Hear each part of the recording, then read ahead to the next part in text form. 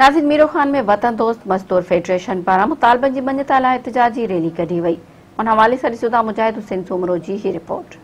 चौक ते उते वतन दोस्त मज़दूर फेडरेशन जा जेके अॻवान आहिनि उहे मुज़ाहिरे में शरीक आहिनि। जेके उते जा वतन दोस्त मज़दूर फेडरेशन जा लाॻापियल जेके वर्कर आहिनि ऐं दोस्त आहिनि उहे मुतालबनि जे मञता जे लाइ एहतिजाजी मुज़ाहिरो करे रहिया आहिनि। अचो त उते मौजूदु अॻवाननि सां ॻाल्हि ॿोल करियूं त हुन जो छा चवणु आहे। थी वियो आहे जक बि असां मज़दूरनि वीचारनि 100 कमायूं था, छा वठी छा वठूं। असांजा जेके ई कार्ड नथा ठहनि, चोथों पंजो साल आहे असांजो जेको कमु नथो थिए, मज़दूर ग़रीब काॾे वञूं। असां महांगी तमामु वधी वई आहे, ग़रीब गुरबो परेशान आहे। असांजो जेको ई कार्ड ऐं जेके ग़रीब मिसकिन जे मथां महांगाई जो भार पियो आहे, उन जे असांजे ख़िलाफ़ एहतिजाज रैली आहे। ऐं असांजी मर्कज़ अॻवाननि जी रैली लाड़काणे में हिते बि आहे एहतिजाज आहे त असांजा जेके मज़दूरनि जा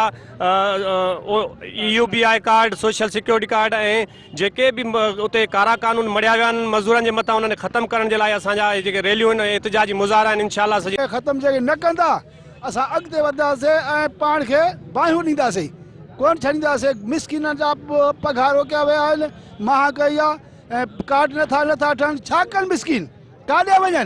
300 रुपया 400 रुपया घर जो ख़र्च आहे। छो बुछड़ उन चैन थियण मां छा थो थिए, कुझु बि नथो थिए। असां इन जे करे निकिता आहियूं ऐं असांजा मज़दूरनि जा मसइला जेके आहिनि, कार्ड नथा ठहनि, 4-5 सालनि खां वठी कार्ड नथा ठहनि। रिटायरी जेके मज़दूर असांजा 60 साल ते पहुची विया आहिनि, जेके ईअं सम्झि पिनण ते मजबूर आहिनि, उन्हनि जी रिटायरी नथी ठहे। UBI जे ख़िलाफ़ु आहे, सोशल सिक्योरिटी असांजे सभिनी जे ख़िलाफ़ु आहे। जेका असांजे लेबर चयो आहे हिन जो आहे UBR जेका हिन जी तंज़ीम आहे ऐं लेबर डिपार्टमेंट ऐं ॿियनि जे ख़िलाफ़ु हिन जो एहतिजाजी मुज़ाहिरो कयो। हिन जो चवणु आहे त असांजा जेके मुतालबा आहिनि वॾे अरसे खां मञा न पिया वञनि। हिन जो चवणु आहे त जेके हिन जा न्यूली कार्ड आहिनि उहे बि न पिया जुड़नि ऐं जेके पुराणा कार्ड आहिनि उन ते अमल न पियो थिए ऐं हिन जा जेके हक़ आहिनि उनखे न पिया मिलनि। हिन जो चवणु आहे त जेको आहे सो आला अख़्तियारियूं ऐं वस वारा असां सां जेको आहे सो मदद कनि ऐं इंसाफ़ ॾियारनि। कैमरामैन माशूक नारी सां गॾु मुजाहिद सुमरो, मैदान TV, मीरो खान।